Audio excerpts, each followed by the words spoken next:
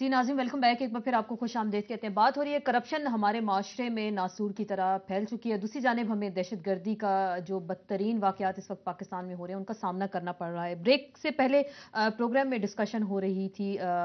खुर्रम दस्तगीर साहब का ये कहना था क्लियरेंस सर्टिफिकेट देना कोई बड़ी बात नहीं होती। हम आगा साहब से इसी सवाल का जवाब चाहेंगे। आगा साहब, आपकी जमात ने क्लियरेंस सर्टिफिकेट दिए, खुर्रम साहब का कहना है ये तो आप किसी भी बैंक से आप क्लियर कर सकते हैं, दे सकते हैं कि जी आपके पास क्लियरेंस सर्टिफिकेट है। जी आसमा देखें, मैंने जो बात की थी वो सारी की सारी एक अच्छी स्पिरिट में मैंने ये कहा था कि हमारी क़यादत कमीशन ने बनाया जाए, बिल्कुल आपने कहा। एक मिसाल कायम की है और हर वो बंदा जिसके ऊपर इल्ज़ाम है कि उसने कर्ज खाए हैं उसको अपनी क्लियरेंस देनी चाहिए और ये एक अच्छी रवायत कायम हुई है। लेकिन बात यह है कि बात चली जाती है ब्लेम गेम की तरफ। अभी खुर्रम दस्तगीर साहब ये पढ़े लिखे आदमी हैं, मैं नहीं चाहता था कि ये इस किस्म की बात मैं करूं, लेकिन बात यह है कि ये सियासत में जो ब्लेम गेम है और गंद डालना, क्या ये फ़र्ज़ है?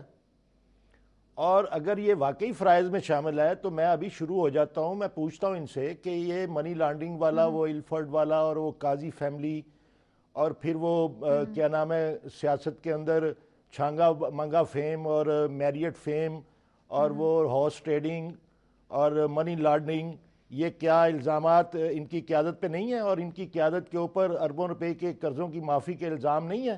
क्लासरा साहब से लिस्ट देख लें, किसी ना किसी लिस्ट में तो सबसे बड़ा इल्ज़ाम इनके ऊपर होगा। लेकिन मैं तो ये कहता हूं कि ये इस तरफ जाने की बजाय अगर ये एक अच्छा तरीक़ाकार जो है उसको इस्तेमाल किया जाए तो बेहतर है। इन्होंने अभी पंजाब बैंक की बात कर दी कि जी बगैर सबूत के कि जी वो मिल खरीदने के लिए वो एक डायरेक्टर था, उसी को कर्ज दे दिया। और वो भाई आपके पास है तो आज आप हुकूमत में लाए ना सारा कुछ सामने लाएं। आप वो तो कह रहे भी हैं, सर्टिफिकेट लेके आए। ये अगर सर्टिफिकेट गलत है तो आप भी कोई लेके आए, सर्टिफिकेट लाए ना आप। मैं कहता हूं कि ये इस किस्म की बात करने की क्या जरूरत। एक मैं अच्छी स्पिरिट में बात कर रहा हूं और उसको डिबेट को मैं अच्छे तरीके से अच्छे सेंस के अंदर आगे बढ़ाने की बात कर रहा हूं। तो आप अगर ब्लेम गेम करना चाहते हैं तो शीशे के घर में बैठ के जनाब पत्थर मारेंगे तो नुकसान तो आप ही का होगा, ये तो कोई बात नहीं है। ये हम भी मुंह में जबान रखते हैं, आप मुंह में जुबान रखते हैं, लेकिन हम आगे की जानिब अगर आप कह रहे हैं कि बात करें, कमीशन का तजवीज दी गई, हुकूमत इस पे काम भी करिए, आपको क्या लग रहा है कि कमीशन बन पाएगा, उस पर अमल दरामद होगा या नहीं होगा? या जो ब्यूरोक्रेसी, एक सवाल उठाया था कि ब्यूरोक्रेसी और जो जर्नैल हैं उनकी करप्शन का कौन हिसाब करेगा? क्या उनके जो उन्होंने करप्शन की वो भी सामने आएगी? मैं तो इसका सबसे बड़ा दाई हूं और मैं ये बात हमेशा करता हूं कि करप्शन सियासत के अंदर सबसे बड़ी लानत है और अवामी नुमाइंदों की करप्शन तो माफ़ होनी नहीं चाहिए। तो मैंने तो ये कहा था कि एक ऐसा कमीशन हो जो ये असरटेन करे, कैटेगराइज नहीं होना चाहिए, कैटेगरी ये होनी चाहिए कि जिस बंदे ने कर्ज लिया और उसने माफ़ करवाया, फर्ज करें मैंने ये कहा था कि अगर मैंने 10 करोड़ रुपए का कर्ज माफ़ करवाया और मेरे पास है 20 करोड़ रुपए आज भी, तो मुझे वो कर्ज माफ़ नहीं होना चाहिए कतई तौर पे भी। मेरी अगर हैसियत थी, मैंने लिया और वो चाहे वो टेक्निकल ग्राउंड पे मैं डिफाल्टर हुआ, चाहे मैं विलफुल डिफाल्टर हुआ, चाहे मैंने कर्जा लिया इसलिए कि मैं इसको माफ करवा लूंगा, ये सारे जराइम हैं उस सूरत में कि जब मेरी हैसियत मौजूद है और मेरे पास पैसे हैं और मैं बैंक के पैसे नहीं दे रहा, तो इसका मतलब है कि मैं बेईमान हूं। लेकिन हमने तो यहाँ देखा लोग पाकिस्तान आते हैं, पैसा बनाते हैं, यहाँ से फिर हिजरत कर जाते हैं और उसके बाद दोबारा आते हैं, कुछ अरसे बाद उनको टाइम मिलता है और फिर करप्शन जो है अरूज पे पहुंच जाती है। सरदार आसिफ अहमद अली साहब, मैं आपसे ये जानना चाहूंगी, माशरे की अगर हम बात करें, पाकिस्तानी माशरे को इस वक्त हम देखें, दहशतगर्दी का भी हम जिक्र करते हैं, अगर माशरे में ये चीज़ें परवान चढ़ेंगी, कुछ तबकात को हर चीज़ फ्री में उनको मिल जाएगी, करप्शन करें जो मर्जी करें, तो फिर माशरे में तो आप देख रहे हैं इंतहा पसंदी जन्म लेगी, दहशतगर्दी अरूज पे पहुंच जाएगी। इसका हल क्या है? हम किस तरफ जा रहे हैं? बेहतरी की तरफ नहीं जा सकते क्या? लेकिन जो आपने ये बात फरमाई है, ये एक तो इकोनॉमिक जो करप्शन है, मैं समझता हूं कि ये लोन्स को राइट ऑफ कराना जो विलफुल डिफॉल्ट है, ये इकोनॉमिक करप्शन है।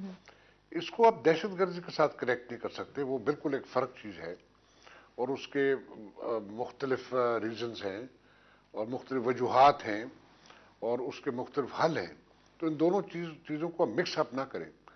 جہاں تک ڈیفالٹس کا تعلق ہے، میں یہ بھی ایک بات کرنا چاہتا ہوں، یہ ہوئی نہیں بات کہ بالآخر یہ رقم کتنی آپ بتا رہے ہیں، 30 ارب روپیہ ہے۔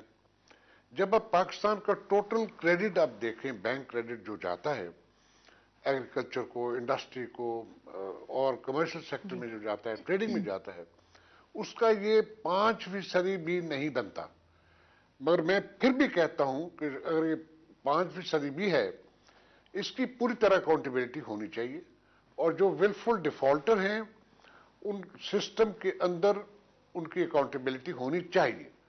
اب اس کے علاوہ تو اور بات اس میں میرا خیال ہے کوئی گنجائش نہیں ہے۔ اگر ہم بلیم گیم کریں گے، ایک دوسرے کے الزامات لگائیں گے، اس سے کوئی حاصل نہیں ہوتا۔ ٹھیک، حاصل نہیں ہوگا۔ بلیم گیم کی اگر ہم بات کر رہے ہیں کہ آپ کہہ رہے ہیں الزامات لگائیں کچھ حاصل نہیں ہوگا، میں آپ آنے سے پہلے کلاسٹر صاحب سے جاننا چاہوں گی، دہشت گردی پروان کس وجہ سے چڑھتی ہے؟ کیا معاشرے میں کرپشن ہو، ناہمواری ہو، بنیادی انسانی حقوق کا خیال نہ رکھا جائے، اور پھر آپ کیا دیکھ سکتے ہیں کہ معاشرہ کیسے ڈیوائیڈ ہوتا ہے؟ کیا دہشت گردی کی وجوہات یہی ہیں کہ کچھ لوگ بہت امیر سے امیر تر ہیں اور کچھ غریب سے غریب تر ہیں؟ بالکل، میرا خیال ہے آپ نے صحیح ان کو آئیڈینٹیفائی کے ریزنز ہیں۔ ایک اور بھی آ سکتی ہے اس میں، کنسنٹریشن آف ویلتھ، جب اس میں انڈیویجولز کے ہاتھوں میں آ جاتے ہیں۔ آج تک ہم سنتے ہیں جنرل ایوب خان صاحب کے دور میں 22 خاندان تھے، اس کا نتیجہ کیا نکلا کہ اتنی ہیوج وہاں ڈسپیرٹی ہوئی ایسٹرن اور آپ کے ویسٹرن اس پہ، یہ فرنٹ پہ، کہ آپ کا ایک ملک آپ سے علیحدہ ہوگا یہ کہہ کے آپ زیادہ امیر ہو گئے، ہم زیادہ غریب ہو گئے۔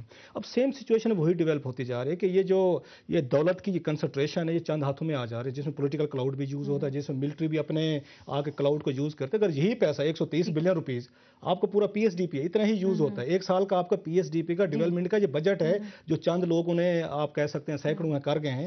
سو یہ تو اس سے یہ دہشت گردی پھیلے گی۔ پھر تو رحمان ملک صاحب جیسے ہر جگہ جا رہے ہیں کہ کچھ کرنے کی بجائے وہ مولویوں سے فتوے لے کے جان، مطلب یہ دنیا کا واحد کوئی مذاق بن گیا ہمارا ملک، کہ جو جس کا جی چاہے۔ آج کے ملک صاحب سیکورٹی فورسز کے ساتھ بیٹھنے کی بجائے، انٹیلیجنس ایجنسیز کی فیلئر کو ایڈریس کرنے کی بجائے، ان کو اکاؤنٹیبل کرنے کی بجائے، کوئی سکینر لانے کی بجائے، کوئی گیجٹس لانے کی بجائے، آج کل وہ وہاں مولانا حسبان کے پاس جا رہے ہیں، کیا فتویٰ دے دیں، اس سے ہماری جنگ ہماری ٹھیک ہو جائے گی۔ تو کہنے کا مطلب یہ ہے کہ ہمارے ہاں the most incompetent people have come to rule us، کہ 2 سال سے دہشت گردی کی جنگ جاری ہے۔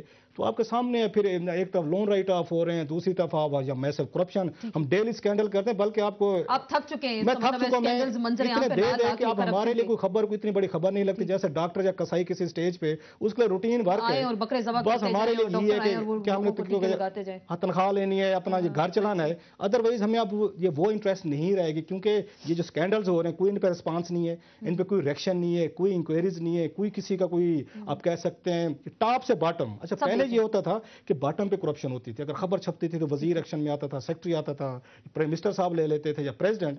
اب تو فرام ٹاپ ٹو باٹم سب مل چکے ہیں، سب کہتے ہیں جیسے میرے خلاف خبر لگی ہے اس کے خلاف بھی لگی ہوگی۔ اس کا مطلب ہے کہ لوگوں کے پاس وقت کم آپ کو نظر آ رہا ہے، کہ وقت کم ہے اور جتنا جلدی لوٹ سکتے ہیں لوٹیں اور پھر جائیں یہاں سے، جیسے پہلے کا ہجرت کر کے چلے جائیں پھر واپس آئیں، لوٹیں اور پھر واپس چلے جائیں۔ مجھے یہ دکھ ہوتا ہے کہ اگر یہ لیول آف انسیکیورٹی، فائنینشیل میں انسیکیورٹی کی بات کر رہا ہوں، اگر پریزیڈنٹ، پرائم منسٹر، میں یہ کسی کا نام نہیں، سب کی بات کر رہا ہوں کیونکہ سب کے نام آتے ہیں، اگر یہ لیول آف یہاں پہ آپ کا انسیکیورٹی اس لیول کا ہے کہ پرائم منسٹر بھی چاہتا ہے کہ میں کچھ کر لوں، کوئی بھی پرائم منسٹر ہو، صدر بھی چاہتا ہے میں کر لوں، وزیر بھی چاہتے ہیں، سیکریٹریز بھی چاہتے ہیں، بس پھر آپ یہ کامن کے لیے کچھ کرنے کی بجائے جنہوں نے آپ کو ووٹ دے کے بھیجا ہے آپ کو وہ بھول گئے، اپنے بیوی بچے اور آپ کو خود اپنا یاد ہے، تو پھر تو دہشت گردی ہوگی۔